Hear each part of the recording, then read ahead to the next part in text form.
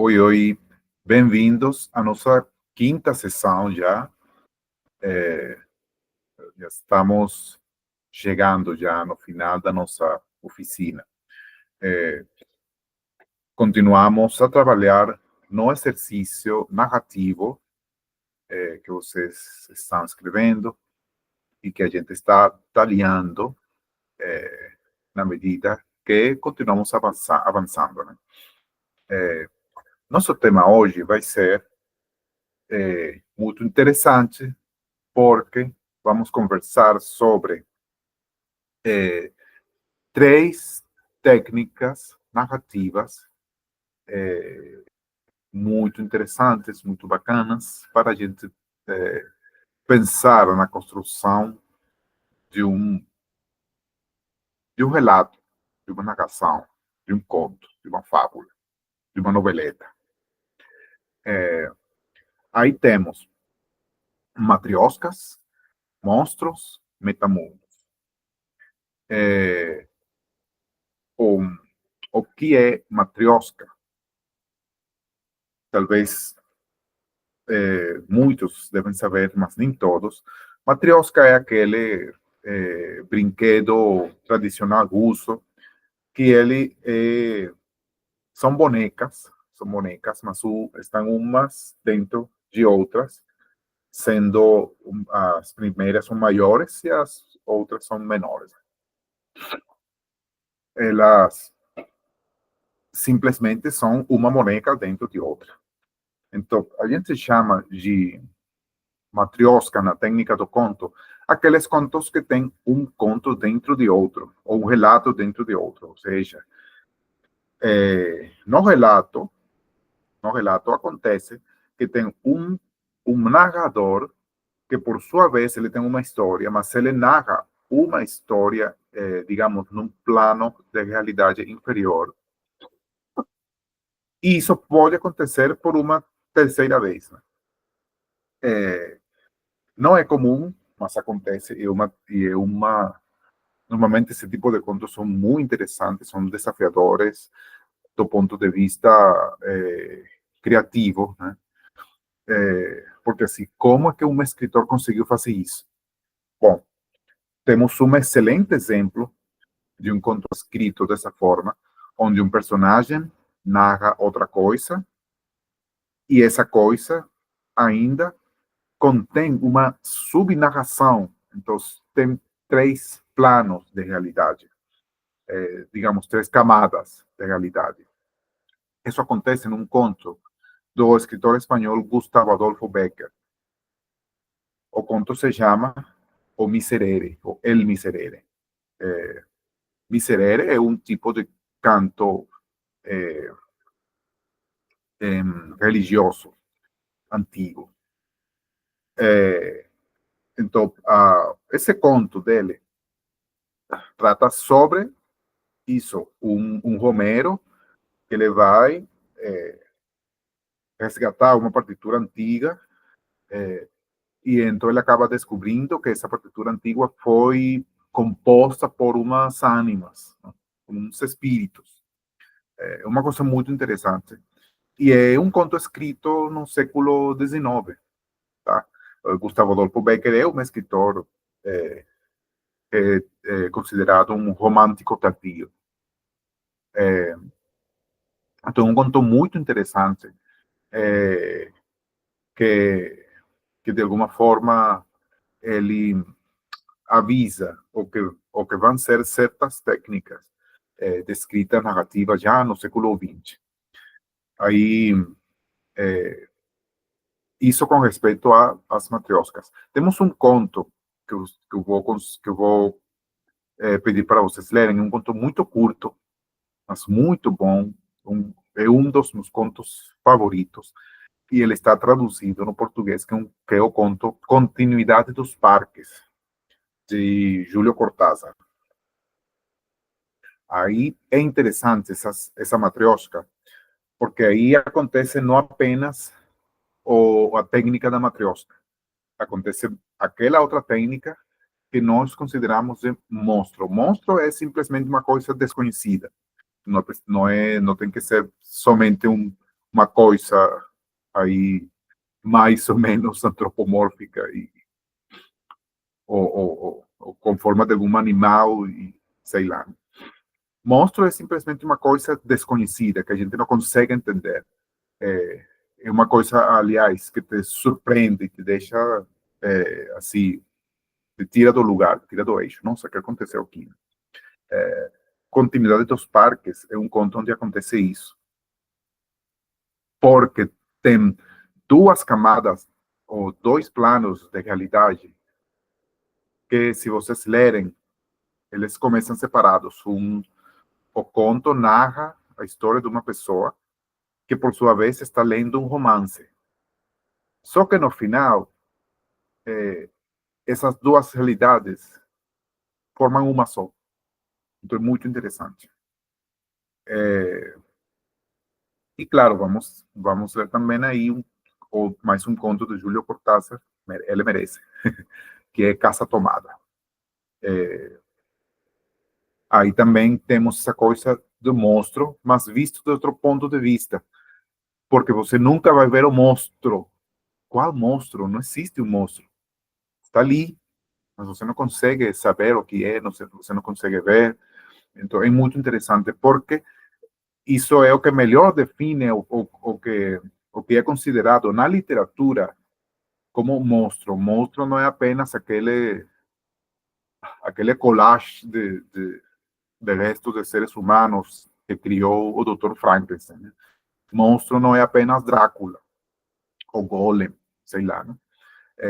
Monstro é, no geral, uma coisa desconhecida, uma coisa que a gente não entende o que é e que pode é, é, gerar medo, assusta, é assustador, por isso é chamado de monstro.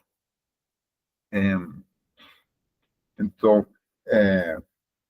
aí tem muito a ver uma, um estilo de conto que começou a se dar muito já no, desde o século XIX, mas que como crescimento da psicologia e do psicoanálise e de todo esse campo de estudo sobre a mente humana,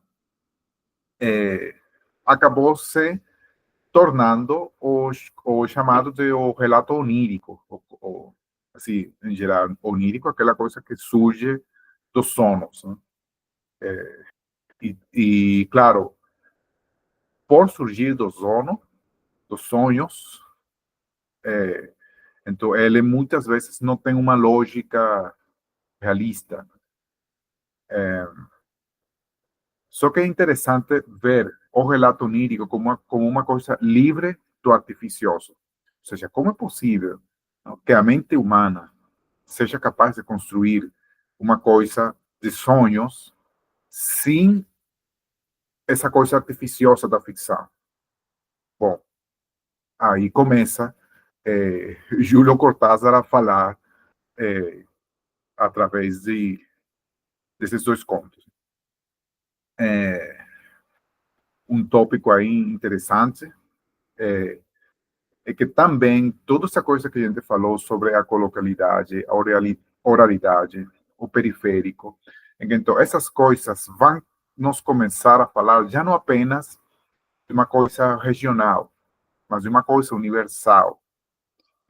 Então, a universalidade vista desde a periferia, vamos supor, desde a colocalidade. Temos mundos, temos um mundo, mas temos mundinhos, né? Isso em espanhol tem uma palavra específica que não seria munditos, seria mundillos, porque não remete a um mundo pequeno no sentido de tamanho físico. Nos fala de um mundo pequeno no sentido de, digamos, um setor social. Então, os mundinhos ou mundos reduzidos, e como isso também influi na narrativa brevíssima, que já aí conversamos sobre o microconto, o microrelato, E uma palavra que também está sendo apenas recentemente criada, ou um subgênero apenas recentemente criado, que é o nanoconto. Outra coisa que vai acontecer no século XX, que vamos conversar sobre isso, é o surgimento do tu ou do você, ou seja, a segunda pessoa, como uma pessoa narrativa também. Ou seja, aqueles contos escritos em segunda pessoa. Isso acontece muito, ou seja, surge muito paralelamente ao realismo mágico. Então, vamos conversar também sobre isso hoje, cara. O realismo mágico é um tema interminável. A gente somente vai passar por cima, superficialmente. Mas por quê? Porque, para mim, também é muito interessante que a gente conversar sobre outro tópico que nem sempre é muito falado, talvez por surgir de onde ele surge. Então, às vezes, muitas coisas que vêm não de qualquer país, mas da Cuba, às vezes essas coisas ficam como meio apagadas nas discussões. E é o termo de neobarroco. O termo neobarroco está muito relacionado com o realismo mágico, porque vamos lembrar que o realismo mágico é um termo que surge entre três escritores, principalmente, que são o venezuelano Arturo Serpieti, o guatemalteco Miguel Ángel Asturias e o cubano Alejo Carpentier. Só que este cubano, Alejo Carpentier, também está relacionado com o que é chamado do discurso neobarroco. É mais uma teoria estética que tenta definir e consegue definir muitas das características da escrita latino-americana em geral.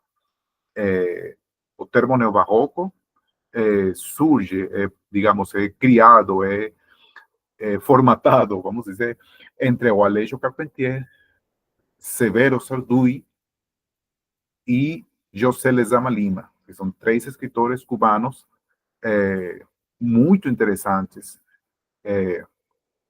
que eles dão explicações e analisam a literatura latino-americana de um novo ponto de vista, e é mais ou menos da mesma época do realismo mágico. Estamos falando de anos 50, 60. Esses termos surgem e começam a aportar interessantes ferramentas para a análise literária. Muito, eu acho que é necessário conhecer essas palavras. É por isso que a gente não vai aprofundar muito no realismo mágico, mas a gente vai conversar sobre esses dois tópicos transcendentais da narrativa latino-americana. Então, além disso, além dessas leituras, eu estou indicando ali um conto de um escritor venezuelano também. Eu sei que vocês me compreendem. O conto também não está traduzido ao português, infelizmente. Eu vou tentar traduzir em algum momento da vida. O conto é La Niña Vegetal, A Menina Vegetal. O escritor é Oscar Guaramato. É um conto muito interessante. Eu espero que vocês consigam ler e consigam entender um pouco. É um conto complicado até para leitores hispanos, porque ele é muito hermético, mas é muito interessante.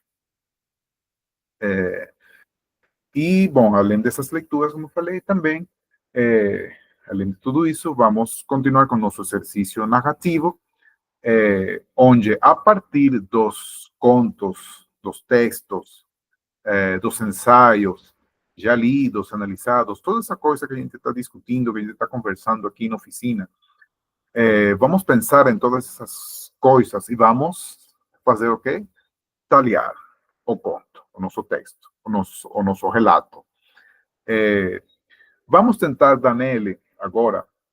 Aí vou dar um desafio ali para vocês. Vamos talhar o relato escrito, vamos a converter ele em um relato real maravilhoso, ou realista mágico. É a mesma coisa. Ainda continuamos naquelas limitações. No máximo 5 personagens, no máximo 500 palavras. O máximo de 5 personagens é porque um conto não dá para a gente colocar tantos personagens dentro. E o máximo de 500 palavras é por conta das limitações do professor para ler todos os contos e poder dar uma atenção adequada a cada um de vocês, porque em uma oficina a gente aprende fazendo, e é impossível aprender fazendo se você não tem esse guia aí, essas orientações diretas sobre o que você está fazendo com suas mãos, com sua imaginação, né? que para nossos fins é a mesma coisa. Suas mãos são sua imaginação. Então, como falei, vamos tentar dar no nosso texto narrativo uma atmosfera de realismo mágico, o real maravilhoso, tá? E sempre pensando nessas coisas. Eu não mencionei ali aquela palavra que também está no princípio do slide, que é o metamundos. Metamundos é mais ou menos a mesma coisa que a gente está conversando. Essas coisas oníricas que parecem vir de outro planeta. Então, é isso que a gente chama de metamundos. Bom, com isso a gente termina nossa quinta sessão e já vamos para a nossa última. Trabalhem bem seu conto, pensem bem assim, as palavras exatas, as palavras certas para seu texto literário, e a gente continua talhando.